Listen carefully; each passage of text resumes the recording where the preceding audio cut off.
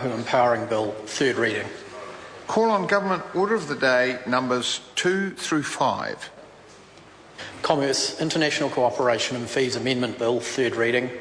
Credit Contracts and Consumer Finance International Cooperation Amendment Bill, third reading. Fair Trading International Cooperation Amendment Bill, third reading. Telecommunications International Cooperation Amendment Bill, third reading. Honourable Simon Bridges.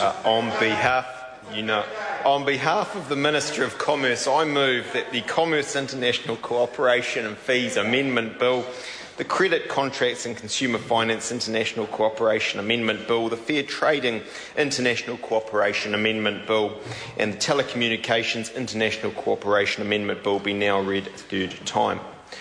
The bill plays an important role in supporting the government's objective of a single economic market with Australia. It builds on other single economic market initiatives progressed by the government over the past 12 months, such as the Trans-Tasman Court Proceedings and Enforcement Act. The aim of this bill is to facilitate enhanced cooperation between the Commerce Commission and the Australian Competition and Consumer Commission and other overseas competition and consumer regulators. The bill aims to achieve this by enabling the Commerce Commission to use its statutory powers and information acquired through use of its statutory powers to assist the ACCC and overseas regulators in other countries. This in turn should enhance the Commission's ability to obtain assistance from overseas regulators for its own investigations.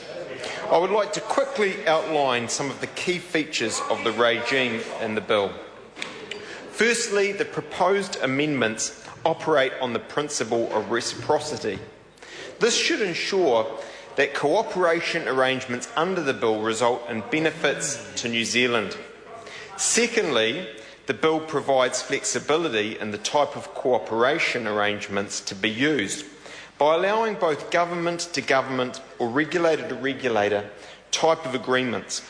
This allows us to tailor our approach to cooperation agreements with different countries as is appropriate.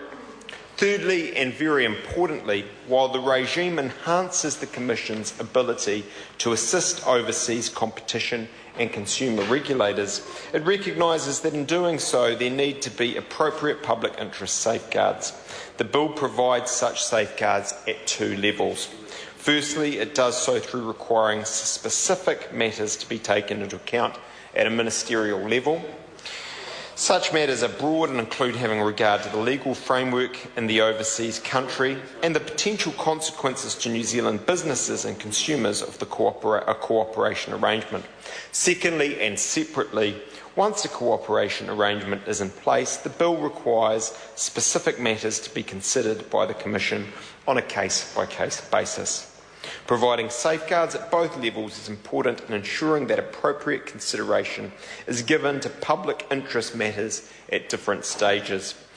It should also promote confidence in the integrity and implementation of cooperation arrangements under the bill.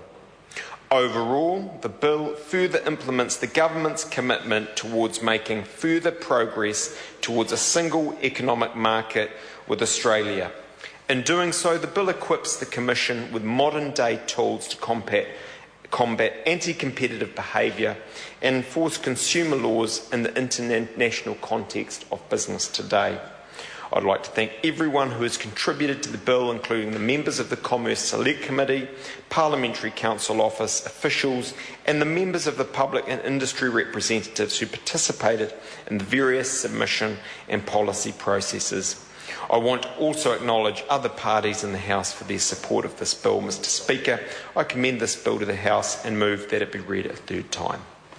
The question is that the motion be agreed to. Mr Speaker. Honourable Leanne Dalziel. After